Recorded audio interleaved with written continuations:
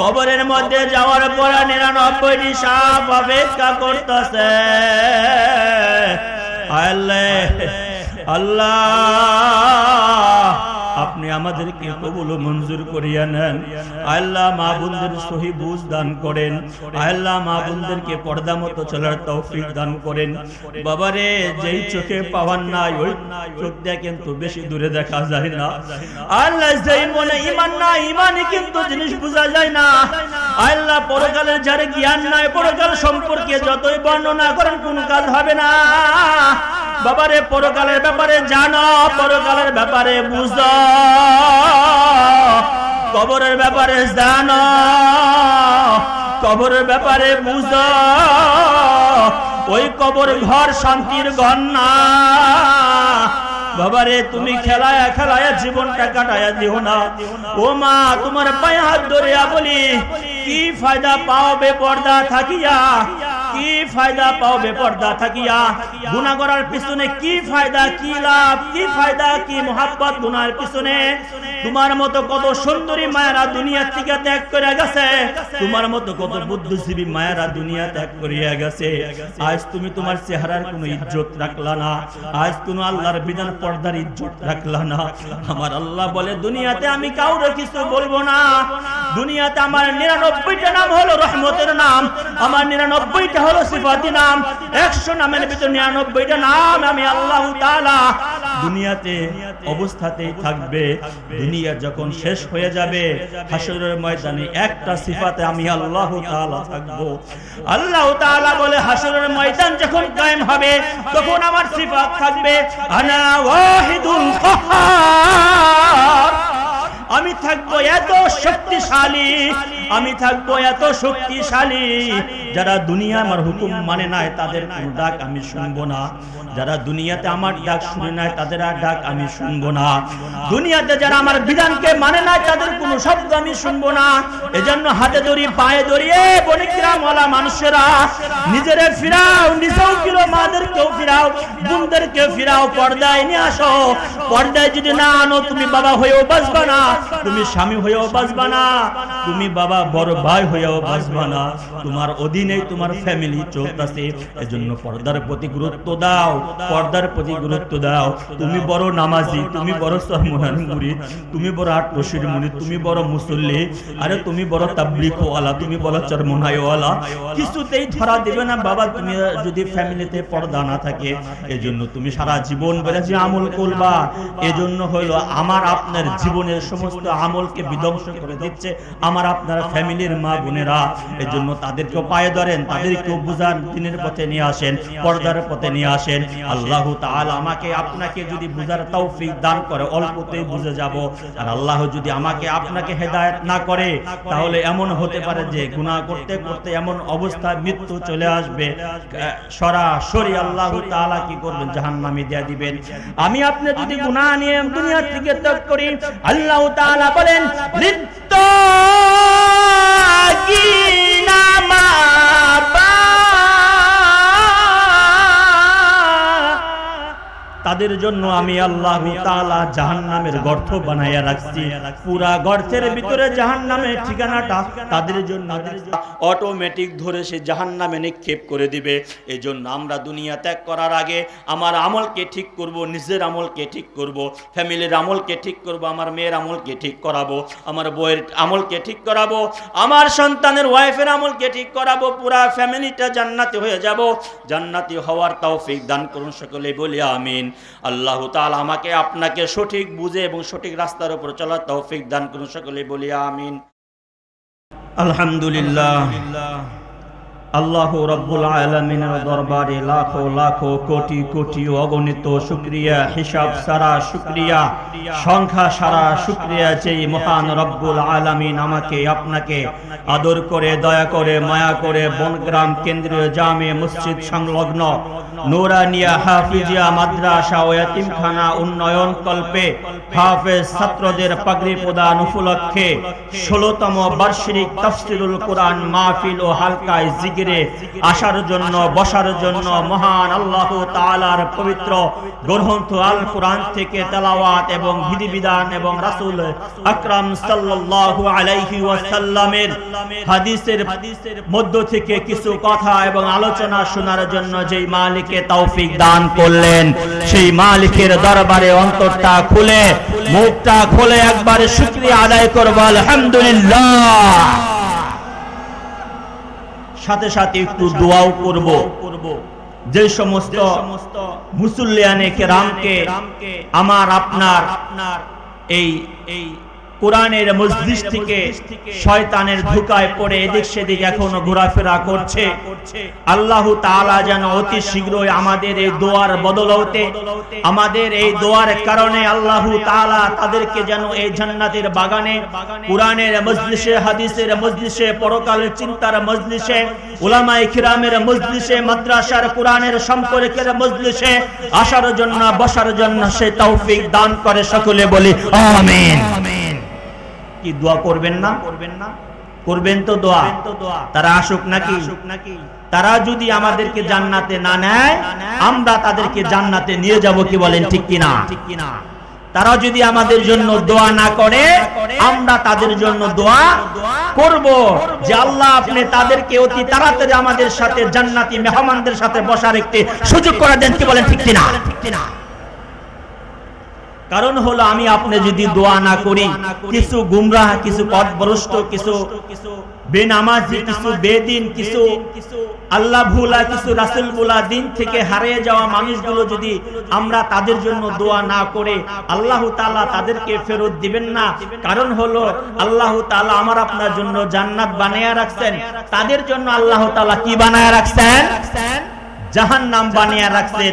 যাদেরকে আল্লাহ তাআলা, যারা নামাজ থেকে দূরে থাকে, রোজা থেকে দূরে থাকে, মসজিদ থেকে দূরে থাকে, কোরআন থেকে দূরে থাকে, কোরআনের বাণী থেকে দূরে থাকে, হাদিসের বাণী থেকে দূরে থাকে, যারা যেখানেই থাকুক, যারা আল্লাহ থেকে দূরে থাকে, আমার আল্লাহ বলে আমি ওদের আমার থেকে দূরে রাখছি।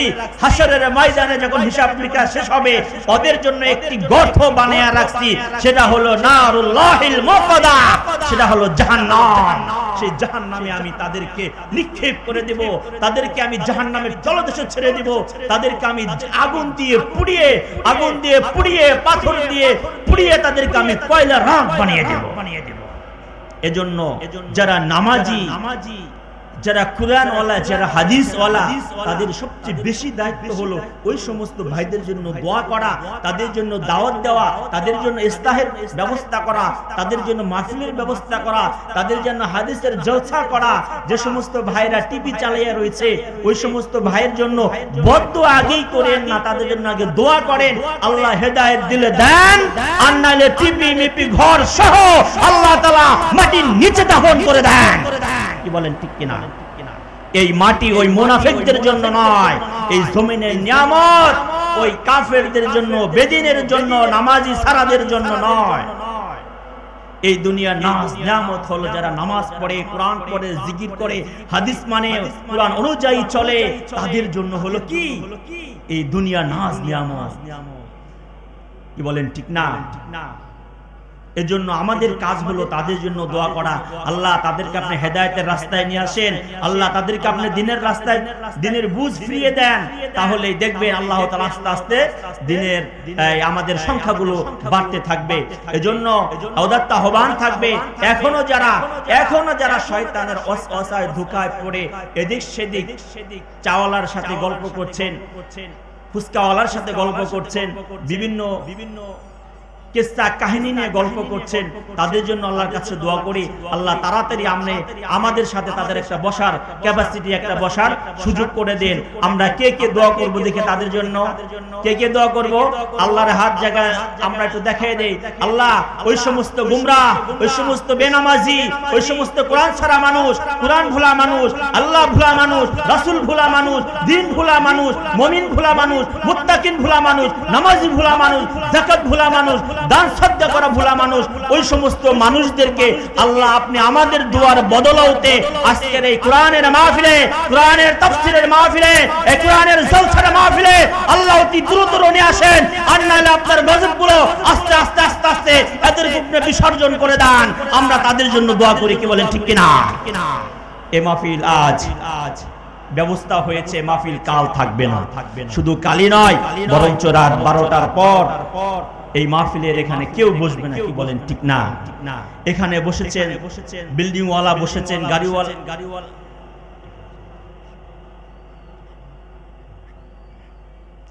এখানে যারা উপস্থিত হয়েছেন, গাড়িওয়ালা উপস্থিত হয়েছেন, বাড়িওয়ালা উপস্থিত হয়েছেন, বিল্ডিংওয়ালা উপস্থিত হয়েছেন, চাকরিজীবী উপস্থিত হয়েছেন, অনেক ধন দৌলতওয়ালা উপস্থিত হয়েছেন। এখানে সকলের ভেদাভেদ ভুলে গিয়ে এখানে বসে গিয়েছেন কোরআনের হালকাতে, কোরআনের জলসাতে, কোরআনের মজলিসে বসে গিয়েছেন।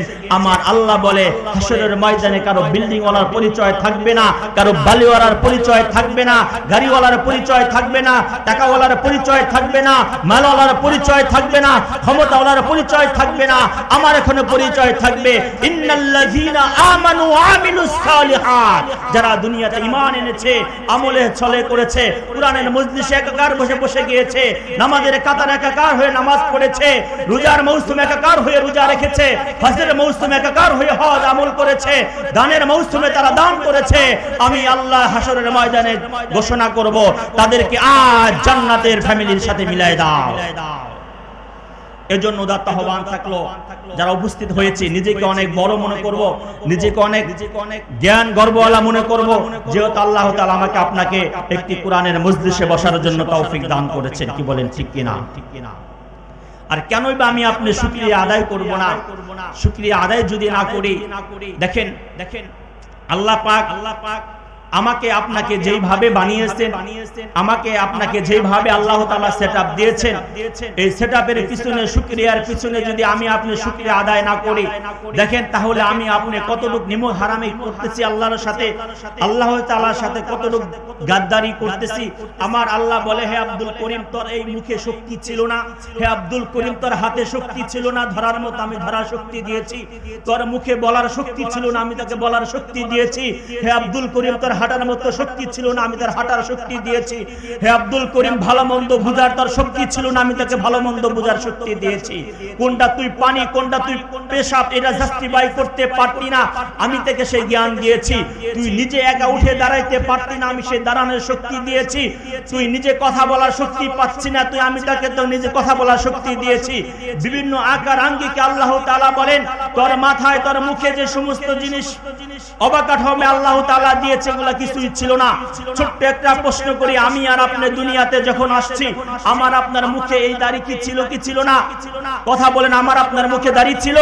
আমি যদি প্রশ্ন করি, আপনি বলবেন হুজুর আমার মুখে দাড়ি ছিল না। উত্তরা বলবে, হুজুর আমি একটা সাদা ক্লিন শেপ ওয়ালা মানুষ ছিলাম।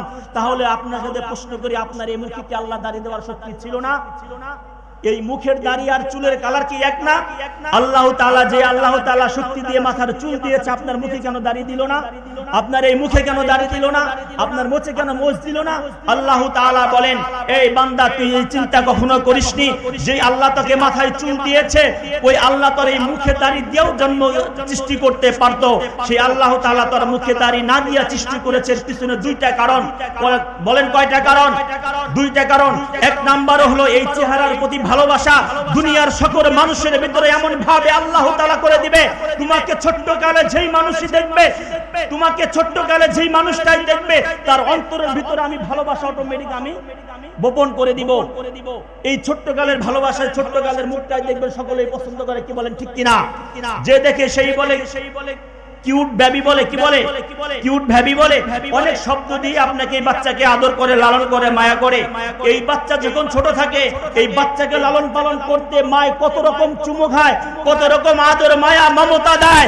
আমার আল্লাহ বলে, এই মুখে যদি আমি তার দাড়ি দিতাম, এই দাড়ি যদি থাকতো তার মুখে, তোর মা এই মুখে চুমা খাইতো না, এই মুখে তোর বাবা চুমা খাইতো না, এই মুখে তোর দাদা চুমা খাইতো না, এই মুখে তোর নানা চুমা খাইতো না। আমি আল্লাহ হলো রহমওয়ালা, আমি হলো হিকমতওয়ালা, আমি হইলো সমস্ত ক্ষমতার মালিক, আমি হইলো সমস্ত ক্ষমতার মালিক।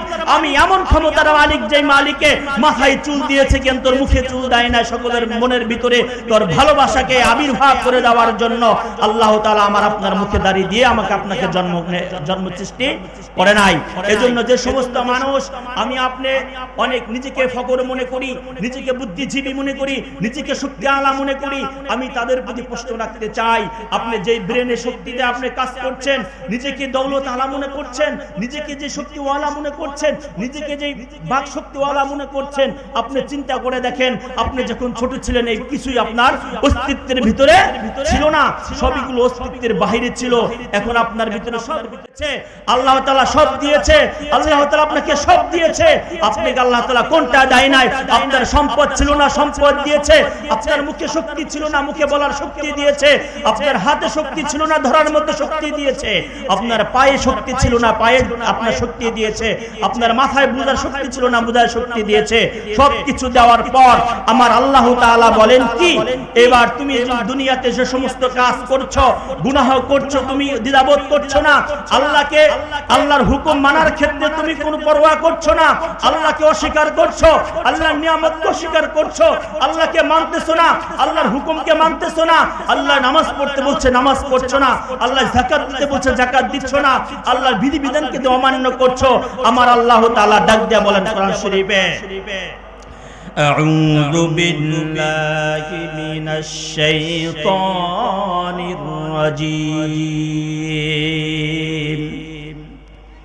ألم يعلم بأن الله يرى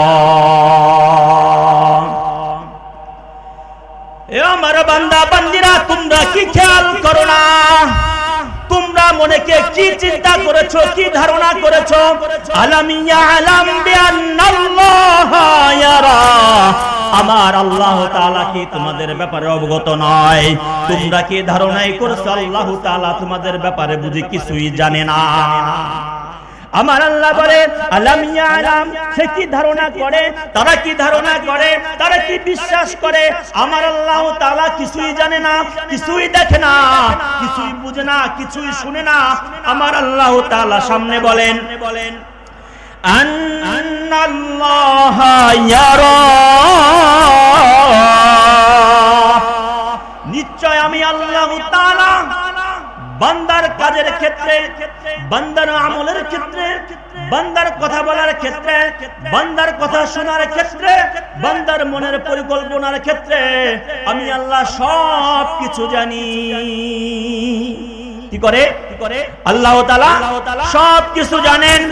এরপরে আল্লাহ তাআলা কোরআনে ঘোষণা করেন কাল্লা, এর শব্দের কোরআনের হাদিসের ভাষায় এবং তাফসীরের ভাষায় হলো कोई बात नहीं, কোনো কথা নেই, কোনো শব্দ নেই।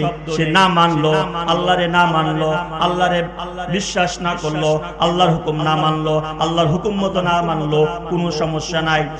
একটা প্রশ্ন আমাদেরকে রেখে যাই, আমি আপনি যে নাফরমানি করি, আমি আপনি যে আল্লাহর বিধিবিধান মতো চলি না, কখনো কি আমার হাতের শক্তি কমে গিয়েছে? কখনো কি আমার পায়ের শক্তি কমে গিয়েছে? কখনো কি আমার চোখের জ্যোতি কমে গিয়েছে? কখনো কি আমার চিন্তা ভাবনার শক্তি কমে গিয়েছে? কখনো কি আমার পেটের হজম শক্তি কমে গিয়েছে? কখনো কি আমার স্বাস্থ্য আচরণ কমে গিয়েছে? আমার আল্লাহ বলে তুই আমার হুকুম মানস না, আমার হুকুম মতো চলস না, কোনো সমস্যা নাই, কোনো প্রবলেম নাই, কোনো সমস্যা নাই। তবে একটা কথা শুনো, লা ইন লাম ইয়ানতাহু, যদি তুমি ফিরে না আসো তাহলে কোনো সমস্যা নাই। আমার আল্লাহ বলে লানাসফা'আম বিন নাসিয়া, আমার কথা শুনবা না, সারা জীবন 50 বছর 60 বছরের হায়াতে তুমি আমার একটা কথাও শোনো নাই, এক ওয়াক্তও নামাজও পড়ো নাই, একটা বিধি বিধান মতো চলো নাই। মেয়ে হোক, পুরুষ হোক, মা হোক, বোন হোক, ছোট হোক, বড় হোক, যাদের উপর আল্লাহ তাআলা বিধি বিধানকে জারি করেছে, চালু করে দিয়েছে, তারা যদি আল্লাহ তাআলা হুকুম মতো না চলে, আমার আল্লাহ বলেন নাসফা'আম বিন নাসিয়া, লানাসফা'আম বিন নাসিয়া, এমন ভাবে পাকড়াও করব, এমন ভাবে ধরব। আমার আল্লাহ ডাকদা বলেন নাসিয়া। নাসিয়া শব্দের অর্থ হলো মানুষের মাথার সামনে এই অংশ চুলটুকু। অনেকে যুবকরা দেখবেন মাথার সামনের চুলটুকু বড় রাখে, কি বলেন রাখে কিনা? অনেকে ডিজাইন দিয়ে কাটিং দেয় মাথার এই সামনের চুলটুকু বড় রাখে। আমার আল্লাহ জানে কারে কোথায় ধরতে হবে, কোথায় নিয়ে ধরতে হবে।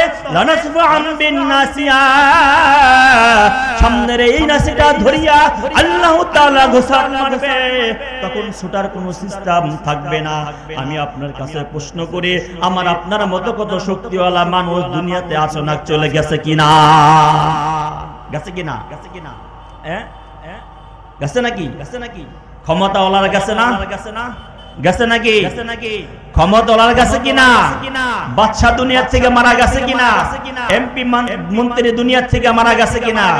যদি যায়ই থাকে, আমার আল্লাহ বলে লানাসফা'আম বিন নাসিয়া, সে ক্ষমতা পেয়ে যদি নিজেকে পাহাড়ের মতো মনে করে, সে ক্ষমতা পেয়ে যদি নিজেকে বাদশা মনে করে, ডোন্ট মাইন্ড, কোনো সমস্যা নাই, কোনো সমস্যা নাই। আল্লাহ कोई बात नहीं, कोई दिक्कत नहीं, मानने की कोई जरूरत नहीं। आप चलते रहो, आप अल्लाह को सुनते रहो, आप अल्लाह को मानने में कोई फर्क नहीं पड़ता। मेरे अल्लाह ने फरमाया लनस्फा'म बिन नासिया, एक दिन ऐसा वक्त आएगा जिस दिन तेरे पेशानी के बालों को पकड़कर हम घिसट लेंगे। এমন এক দিন আসবে, এমন এক সময় আসবে, যে মুহূর্তে আপনার মাথার এই পেশানির চুল থেকে ধরে যখন টান মারবে, আপনাকে রাখার মতো কোন শক্তি দুনিয়াতে থাকবে না। এরকম আমাদের মাঝে অনেক আছে, আমাদের সমাজে অনেক শক্তিওয়ালারা, অনেক পাহলওয়ানওয়ালারা, অনেক শক্তিওয়ালারা দুনিয়া থেকে আচনাক চলে গিয়েছে। পাশের মানুষ তাকে কেউ রাখতে পারে নাই। এজন্য উদাত্ত আহ্বান থাকবে, আমি আপনি যদি নিজেকে ভুল ধারণা করি, আমি আপনাকে নিজেকে ভুল মনে করি, ভুল মনে করে যদি আমি ধোঁকায় পড়ে থাকি, তাহলে মহা বিপদের ভিতরে অতি শীঘ্রই পড়ে যাচ্ছি। কারণ আমি আপনি জানি না আমার জানটা জানি কখন কবজ হয়ে যায়। আমার এই নাফরমান, আমি এই নাফরমানির এই পেশানির চুল জানি কখন ধরে একটি টান মারে। টান মারার আগেই বলেছেন আল্লাহ তাআলা বলেছেন বাস আও, ফিরো ফিরো ফিরো, কার দিকে ফিরো? আল্লাহর দিকে ফিরো। আমার আল্লাহ তাআলা বলেন নাসিয়াতিন কাযিবাতিন খাতিয়া, নাফরমানি থাকবে, বেঈমান থাকবে, ফুজ্জার থাকবে, মুনাফিক থাকবে, নামাজ ছাড়া থাকবে, আল্লাহর বিধি বিধানকে মানা ছাড়া থাকবে। আল্লাহর বিধি বিধান কেউ মানবে, কেউ অর্ধেক মানবে, কেউ ফুল মানবে, কেউ অর্ধেক মানবে, কেউ ফুল মানবে, কেউ 3 ভাগের 1 ভাগ মানবে, কেউ 4 ভাগের 1 ভাগ মানবে। আমার আল্লাহ বলে আমি তোর পুরা বডিটা কিন্তু 4 ভাগের 1 ভাগ বানাই নাই, তোর পুরা বডিটা কিন্তু আমি আল্লাহ তাআলা সাজাইয়া দিছি। তোর পুরা 2টা হাতই আমি দিছি, কোন হাত কিন্তু আমি শর্ট করে দেই নাই। তোর 2টা পাই কিন্তু আমি সমান সমান বানায়া দিছি, তোর 2টা পায়ের কিন্তু আমি কোনো দিকে কম রাখি নাই। এজন্য আমাকে আপনাকে চিন্তা করতে হবে, আমার সৃষ্টির ক্ষেত্রে আমার আল্লাহ যদি কোথাও কমি না রাখে, আমি তাহলে আমি আল্লাহর ইবাদতের ক্ষেত্রে কেন কমি রাখব? এজন্য আমার আপনার প্রতি বেশি যত্নবান হতে হবে, আমার আপনার প্রতি বেশি খেয়ালবান রাখতে হবে। আমি যতটাই কাজ করছি, আমি যতটাই নাফরমানি করছি, কখন জানি আমার সময়টা চলে যায়। এমন আসতেছে আল্লাহ তাআলা কোরআনে ঘোষণা করেছে নাসিয়াতিন কাযিবাতিন খাতিয়া ফালইয়াদউ নাদিয়া, ফালইয়াদউ নাদিয়া।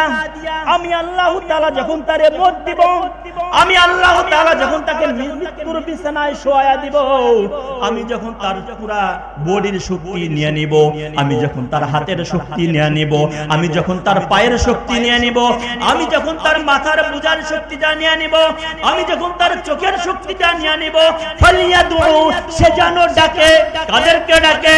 নাদিয়া, সে জানি ডাকে তাদের আশেপাশের মানুষকে, সে জানি ডাকে তার মাকে, সে যেন ডাকে তার বাবাকে, সে যেন ডাকে তার নেতাকে, সে যেন ডাকে এমপি মন্ত্রী চেয়ারম্যান মিনিস্টার যারা আছে তাদেরকে জানি ডাকে, তাদেরকে ডাকাইয়া জানি এই হাতের শক্তি ফেরত আনে, তাদেরকে ডাকিয়া জানে তার মাথার শক্তি ফিরে আনে।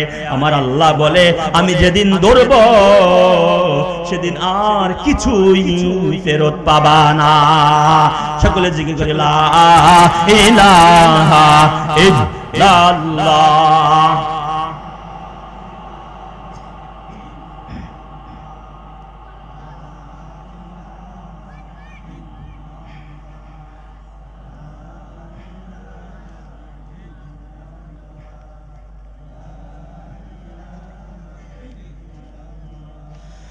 লা ইলাহা ইল্লাল্লাহু মুহাম্মাদুর রাসূলুল্লাহ সাল্লাল্লাহু আলাইহি ওয়াসাল্লাম।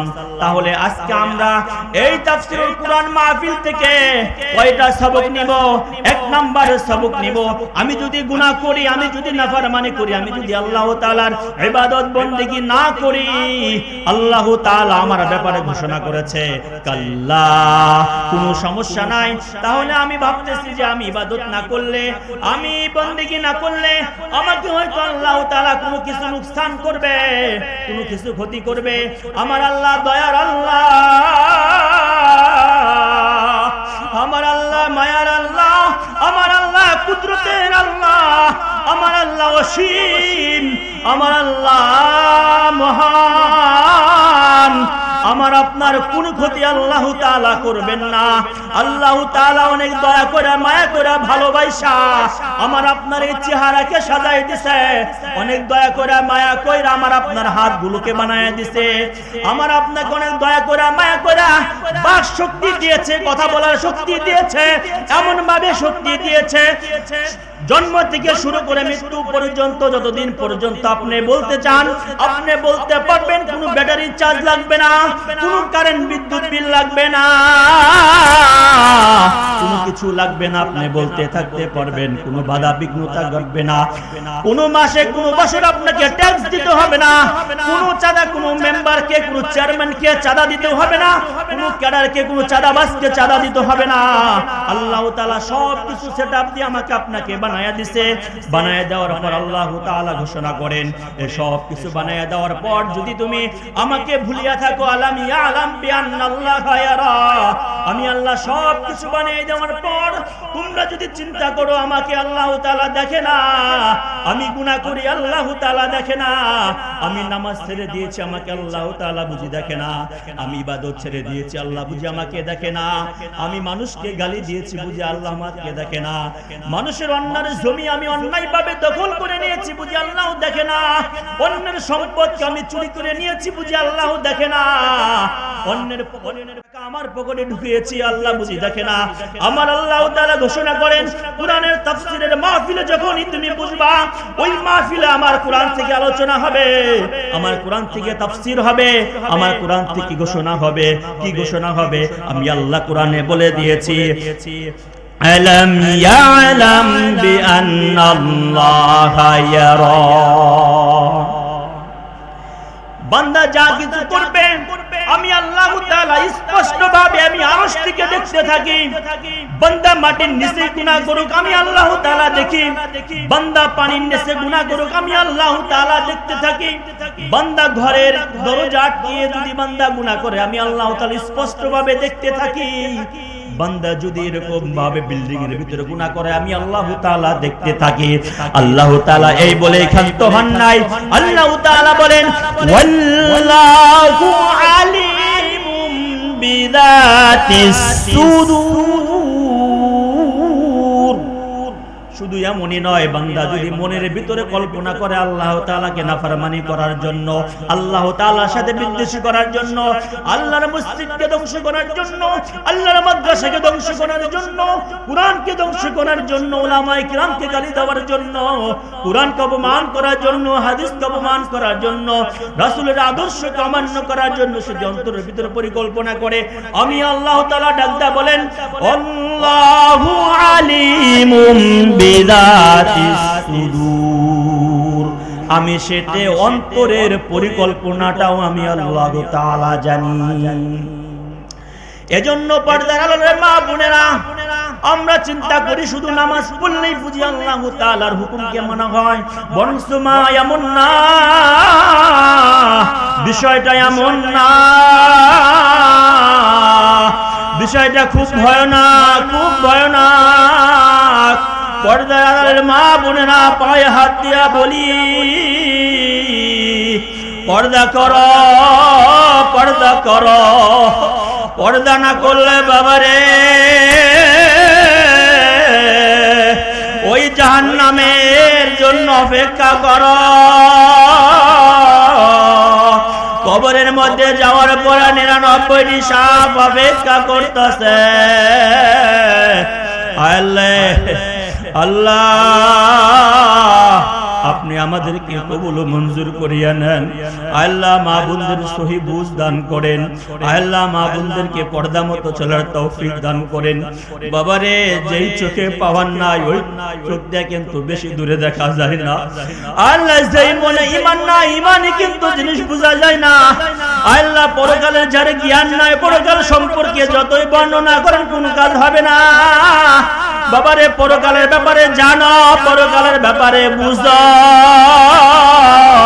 কবরের ব্যাপারে জানো, কবরের ব্যাপারে বুঝো।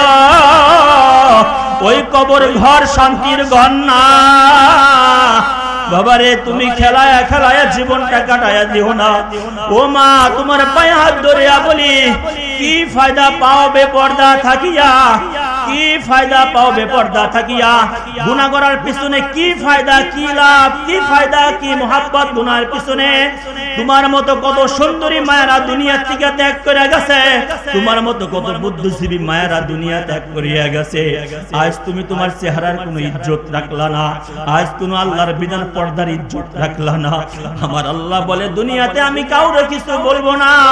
দুনিয়াতে আমার 99টা নাম হলো রহমতের নাম, আমার 99টা হলো সিফাতি নাম। 100 নামের ভিতর 99টা নাম আমি আল্লাহ তাআলা দুনিয়াতে অবস্থাতেই থাকবে। দুনিয়া যখন শেষ হয়ে যাবে, হাসরের ময়দানে একটা সিফাতে আমি আল্লাহ তাআলা থাকবো।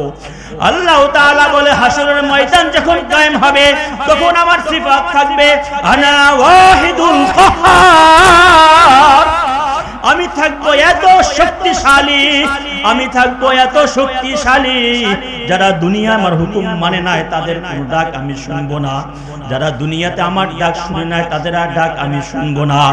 দুনিয়াতে যারা আমার বিধানকে মানে নাই তাদের কোনো শব্দ আমি শুনবো না। এজন্য হাতে ধরি, পায়ে ধরিয়ে বনিকরামওয়ালা মানুষেরা নিজেরে ফিরাও, নিজেও ফিরো, মাদেরকেও ফিরাও, বোনদেরকেও ফিরাও, পর্দায় নিয়ে আসো।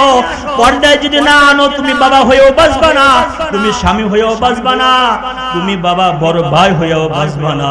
তোমার অধীনেই তোমার ফ্যামিলি চলতেছে। এজন্য পর্দার প্রতি গুরুত্ব দাও, পর্দার প্রতি গুরুত্ব দাও। তুমি বড় নামাজি, তুমি বড় সরমনান মুরিদ, তুমি বড় আটরশির মুরিদ, তুমি বড় মুসল্লি, আরে তুমি বড় তাবলিগওয়ালা, তুমি বড় চরমনাইওয়ালা, কিছুতেই ধরা দেবে না বাবা তুমি যদি ফ্যামিলিতে পর্দা না থাকে। এজন্য তুমি সারা জীবন বলে যে আমল করবা, এজন্য হলো আমার আপনার জীবনের সমস্ত আমলকে বিধ্বংস করে দিচ্ছে আমার আপনার ফ্যামিলির মা বোনেরা। এজন্য তাদেরকেও পায়ে ধরেন, তাদেরকেও বুঝান, দিনের পথে নিয়ে আসেন, পর্দার পথে নিয়ে আসেন। আল্লাহ তাআলা আমাকে আপনাকে যদি বুঝার তৌফিক দান করে, অল্পতেই বুঝে যাব।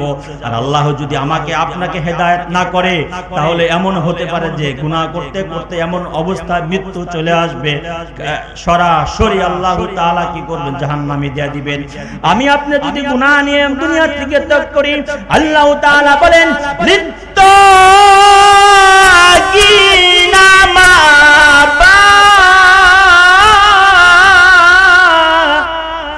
তাদের জন্য আমি আল্লাহ তাআলা জাহান্নামের গর্ত বানায়া রাখছি। পুরা গর্তের ভিতরে জাহান্নামের ঠিকানাটা তাদের জন্য অটোমেটিক ধরে সে জাহান্নামে নিক্ষেপ করে দিবে। এজন্য আমরা দুনিয়া ত্যাগ করার আগে আমার আমলকে ঠিক করব, নিজের আমলকে ঠিক করব, ফ্যামিলির আমলকে ঠিক করব, আমার মেয়ের আমলকে ঠিক করাবো, আমার বউয়ের আমলকে ঠিক করাবো, আমার সন্তানের ওয়াইফের আমলকে ঠিক করাবো। পুরা ফ্যামিলিটা জান্নাতি হয়ে যাব। জান্নাতি হওয়ার তৌফিক দান করুন সকলে বলি আমিন। আল্লাহ তাআলা আমাকে আপনাকে সঠিক বুঝে এবং সঠিক রাস্তার উপর চলার তৌফিক দান করুন, সকলে বলি আমিন। আল্লাহ তাআলা যে সমস্ত কথা বলার এবং শোনার তৌফিক দান করলেন, আল্লাহ তাআলা সব কিছুই জানি আমাকে এবং আপনাকে সকলকে আমল করার তৌফিক দান করে, সকলে বলি আমিন। আসসালামু আলাইকুম ওয়া রাহমাতুল্লাহি ওয়া বারাকাতুহু।